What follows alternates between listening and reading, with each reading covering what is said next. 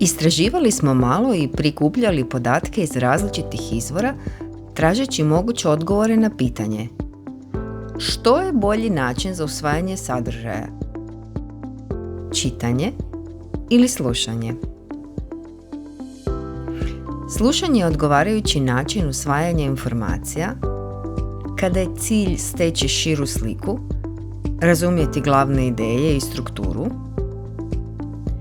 kada je sadržaj narativan, neka priča, biografija, nešto za osobni razvoj, kada je potrebno ponavljanje i podsjećanje već usvojenog sadržaja, slušanje tijekom vožnje, šetnje, obavljanja kućanskih poslova, sporta ili slično, kada je prisutan mentalni umor, jer slušanje zahtijeva nešto manje kognitivne kontrole nego aktivno čitanje.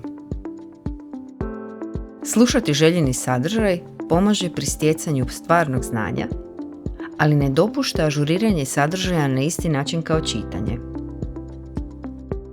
Čitanje je odgovarajući način usvajanja informacija, kada je sadržaj kompleksan ili tehnički.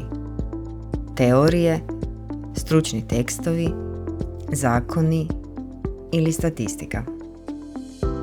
Kada je potrebna aktivna obrada podataka. Podcrtavanje, bilješke, refleksija. Kada se uče definicije, modeli ili kada je potrebno pamćenje točnih formulacija.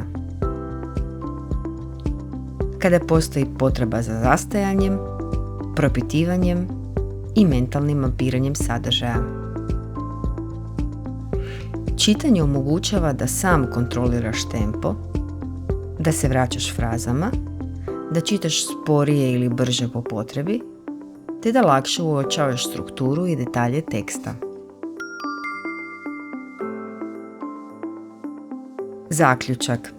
Nijedna metoda nije univerzalno bolja, nego učinkovitost ovisi o tvojem cilju i situaciji u kojoj se nalaziš. Općenito, istraživanja pokazuju da je multimodalno učenje najučinkovitije.